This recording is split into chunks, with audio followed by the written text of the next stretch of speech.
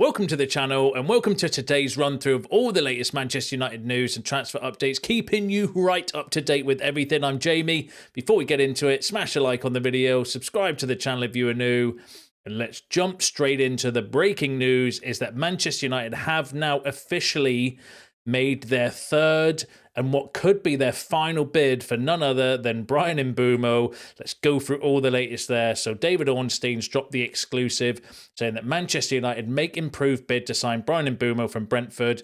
New offer for 26-year-old forward worth £65 million fixed plus 5 million add-ons. Man United awaiting Brentford's response as they work to close the deal for Cameroon international and top target. So David Ornstein coming out saying that we have now made officially our third and what could be our final offer for Bryan Mbeumo, £65 million plus 5 million add-ons. If you watched this morning's video, the reports on there that came out yesterday from Jamie Jackson was that that was the price that Brentford were holding out for. So it looks like United have caved or come to an agreement regarding that particular fee and have now put in their third bid for Bryan Mbeumo. Let me know what you think about that in the comments. We'll run through the timeline and all the events and stuff as well. But literally at the time of recording, my phone is going absolutely off it with updates. So there might be a little bit of it might be a little bit unorganized, this video, but we'll go through the latest. So Fabrizio Romano has confirmed it as well. New and improved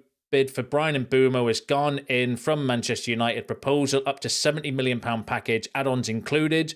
Man United remain confident on Bryan Mbeumo deal as they improve their bid. Then we had Ben Jacobs saying that it is going to be a big surprise if Bryan Mbeumo deal is not completed by early next week. But my understanding is that this last bid United do for Mbeumo will not go higher if Brentford rejects the offer. He also said a medical was expected for Bryan Mbeumo in the past weeks. However, the goalposts were moved in relation to valuation. This is partly caused by other similar level players moving in the time since their first bidding now. And that's one of the downsides of us being slow in negotiations and transfers, is because Brentford probably looked at it and say, well, hold on, if, all these other players are going for 50, 55 million pounds. We value it Mbeumo higher than that. And then they moved their goalpost and wanted more. And now by the looks of things, United have now had to bend down and agree to those, or at least make the offer. We don't know yet whether it's going to be accepted, although there's been an update on whether it will be accepted or not, which we'll go through. So when they've looked at like the price of Langa and Madueke and all these sort of players, went for around 55 million, they were like, hold on, Mbeumo's worth a little bit more. So that is the negative side of us being slow in the deal, in the negotiations, because had we got him or sped up the negotiations when we made our first bid, we could have got him for a lower price than what it is now. So shot ourselves in the foot a little bit there by waiting to try and get it on our price, and now we've ended up paying what Brentford wanted anyway. So we've effectively, for me, it just feels like we've wasted the entire last 6 or 7 weeks on this deal. But it doesn't matter as long as you get the player in the end. That's the main thing. Bryan Mbeumo's determination to make the move to Manchester United has helped keep the deal alive in the past week. That's also that came from Dean Jones, saying that Mbeumo's determination to make the move has helped the deal to keep it alive in the last week. So the expectation was we needed some help from Mbeumo now that he's back at Brentford to push this deal along and get it moving, and that looks like that might have been a contributing factor in it as well. Ben Jacobs said that Bryan Mbeumo has told Brentford that he thinks that the bid by Manchester United was fair enough and that he wants to go to Manchester United and complete the deal by Tuesday. So Dean Jones and Ben Jacobs both saying that Mbeumo has helped push this deal along, which is fair enough, and I like that as well from a player perspective, that he wants this move, which makes me like him even more, just like the Mateus Cunha deal where he only wanted to come to United as well. So I'm all over this deal.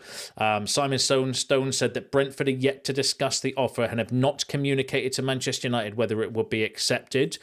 Ben Jacobs said that if Brentford firmly reject the third bid, stating it falls short of their valuation, Manchester United will walk away. So we'll need to keep an eye on what develops regarding the actual or the updates on whether the bid is going to be accepted or not. However, the Standard, who are close with Brentford, have said that Manchester United's third offer worth £65 million plus £5 million for Bryan Mbeumo is expected to be accepted. No decision yet, but the new bid matches Brentford's demands. So that's the latest regarding Bryan Mbeumo. I'm just going to double check my news feed to see, because my phone has been absolutely going off it with notifications. Regarding Bryan Mbeumo, so sorry if I read some information now and I don't have the slides prepared for them, because this is literally breaking at the time that I'm recording this video. So there is confidence that Manchester United's offer of 65 million plus 5 million add-ons for Bryan Mbeumo will be accepted. That came from Samuel Lucas and Steve Railston, both in the Manchester Evening News, which are good sources as well. So that's the Standard and the Manchester Evening News effectively saying that they expected this bid to be accepted.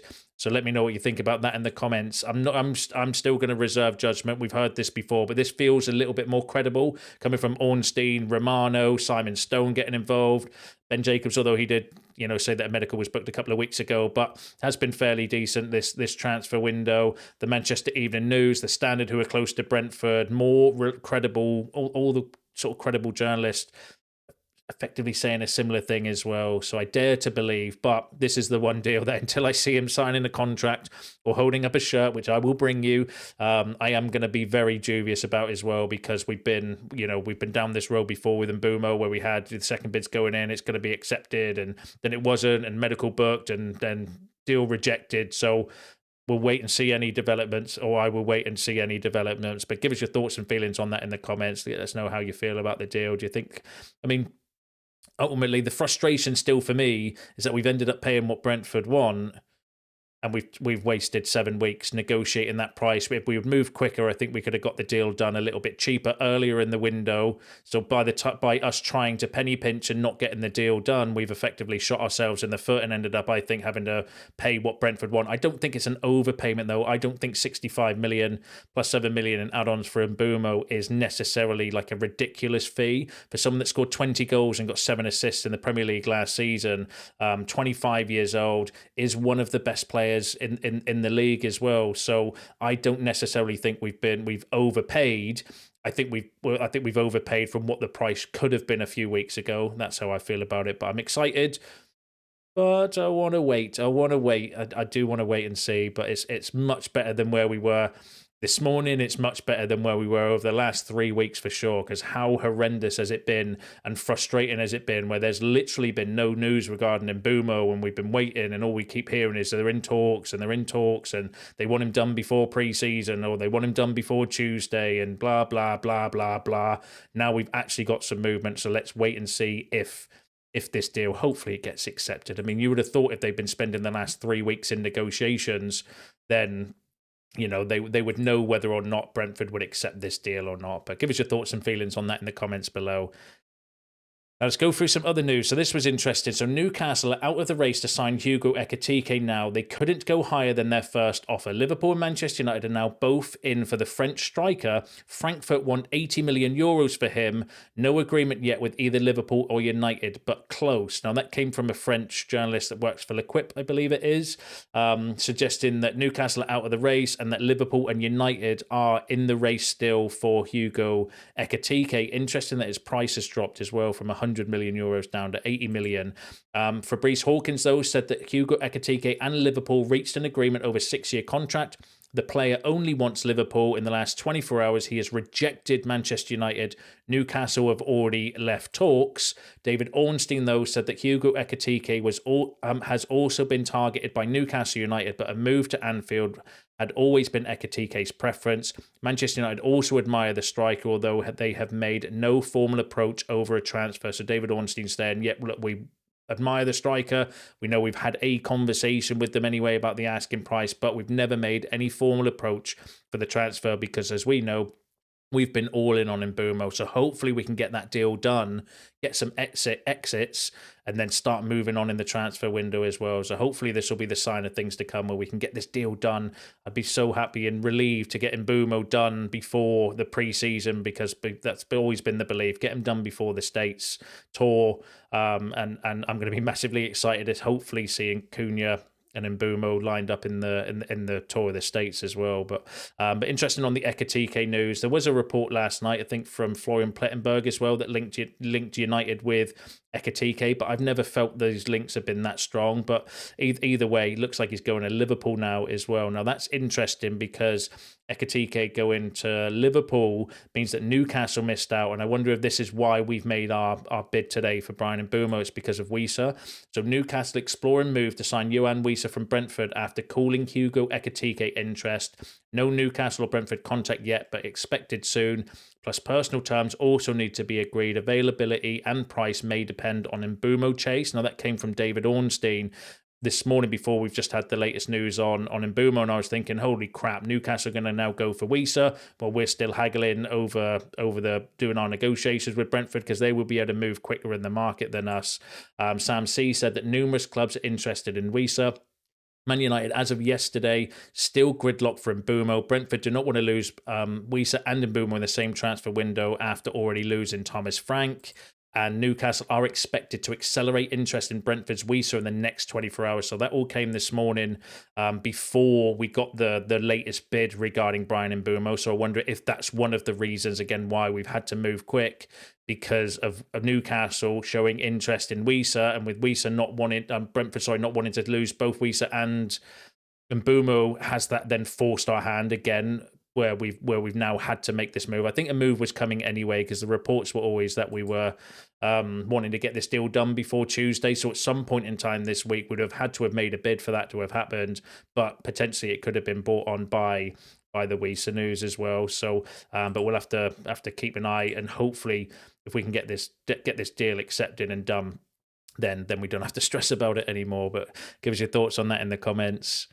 Now, in other news, so Andre Onana is on track to be fit for the start of the new Premier League season. His injury has been confirmed as a strain rather than a tear, and it's not as serious as initially feared. He's responding well to treatment from Manchester United's medical and physio staff. So that came from Disco Mirror, suggesting that Onana's injury is not as bad as first feared, and he's expected to be fit for the start of the Premier League season, which, either whether you want Onana or not, you still don't want to be starting the first game of the season, in my opinion, with Bayindir or Tom Heaton in net. Ideally, I'd want a new goalkeeper to be starting in goal, but we'll have to wait and see how that goes. Now, if we were to get a new goalkeeper, the name that's been heavily linked with us recently is Emiliano Martinez. I did say in this morning's video, though, that if you watch that all of the news seems to be coming from South American journalists, and I wanted to wait for a bit more credibility regarding his situation.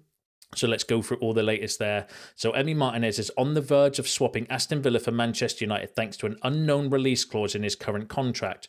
Contacts with Aston Villa are ongoing so that the final deal would be worth more than the £21.6 million release clause in Martinez's contract. Manchester United would be willing to pay more than that, presumably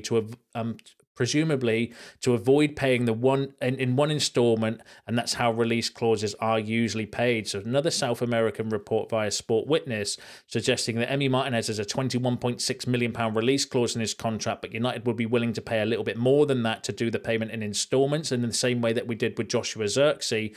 So that's an interesting development and potentially one to keep an eye on. However, Ben Jacobs has said it's more about Emiliano Martinez courting Manchester United than Manchester United courting Emiliano Martinez. So Ben Jacobs has come out suggesting that it's more still coming from Emiliano Martinez's side, and that it's not coming at all from United's side. Now, Fabrizio Romano as well had the following to say. So as of today, so Thursday, Man United have not made any bid from what I understand. Manchester United spoke to Emiliano Martinez representatives several times to be informed about the situation of the player, but this already happened in June. It's not yesterday, today, or this week. There is still no club-to-club negotiations, but Manchester United are aware of the situation of Emiliano Martinez. Emiliano Martinez could be open to join Manchester United even without European football this season. So Fabrizio Romano is saying that there have been no new contact or new talks between us and Emi Martinez. We're aware of the situation anyway from previous reports when we had contact in June, but it's no more than that at the moment. So I do think the Emi Martinez stories are coming more from the South American media and are maybe being a little bit blown out of proportion at the moment. And Ben Jacobs, who's been, again, fairly decent this window, saying it's more about him wanting to come to United than us necessarily in negotiations or anything. So it feels a little bit like we were like a month ago when we were getting all the Emi Martinez stories coming from South American journalists, and mainly from Emi Martinez's side as well. It doesn't mean that it's not going to happen or it won't happen. It just means that I don't think it's as close as what's being perceived or being made out to be in the South American media. But we'll keep an eye on it for you. There is no smoke without fire, I suppose. But at the minute, feels a little bit bullshitty, but we'll wait and see how it plays out.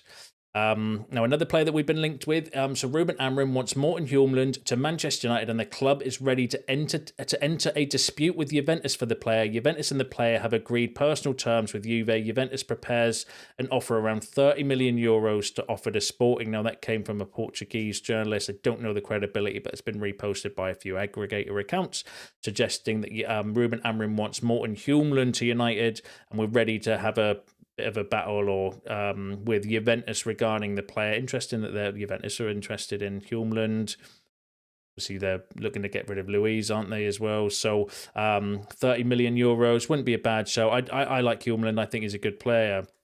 I remember we've been linked with him loads, even before Amorim came in, but I worry about his pace in the Premier League. I don't think he's necessarily got the speed that we would want in a midfielder or that we'd be looking for. If you want pace, power, athleticism, that sort of thing. Although he is a worker, he's a Duracell bunny. He'll run all day, but I don't know I worry about his pace in the Premier League. But another link with another midfielder. I'll bring you any updates if and when anything comes out there. And then finally, let's go through the Sancho news. So Juventus have made key progress in their move for Manchester United's Jadon Sancho, but some distance is still left to be covered. While a move for Sancho is closer than ever, Juve still have to make room for the Englishman. The Red Devils want 20 million euro, but Juventus haven't gone beyond 10 million euros. The move is going in the right direction, with Sancho's agents playing a key role, but some more progress is yet to be made. So that came from an Italian journalist suggesting that the deal is, the Sancho stuff, whether it's right or wrong, or whether it's as far along as being made out, the key theme I keep hearing is that they've agreed personal terms, and that's a positive for me, because that's always been the worry with Sancho, is the wages. But if he's agreed personal terms and we are in the negotiations, then hopefully we can get some movement on this as well, because the reports are that United want to get a major exit done at least before we go on the tour next week as well. And then on Sancho, so in recent hours, Juventus offered £15 million despite Manchester United's £25 million asking price. Juventus have a full agreement in place with Sancho and his representatives. Now they need to finalise things with United. Negotiations are progressing well. The offer might already be enough. Sancho has once again reiterated his desire to wait for Juventus and has urged them to speed things up. Manchester United are cooperating and want to resolve the situation. They've already backed away from the original €25 million valuation, of course. It's not all over, so caution is still needed, but Juventus are picking up pace, heading straight toward Sancho. So that came from Alfredo Padula. Alfredo Padula, though, in this morning's video was saying that the next 24 hours could be crucial for the deal, and then he's going back on effectively what he's saying, which is why I would say take him with a pinch of salt.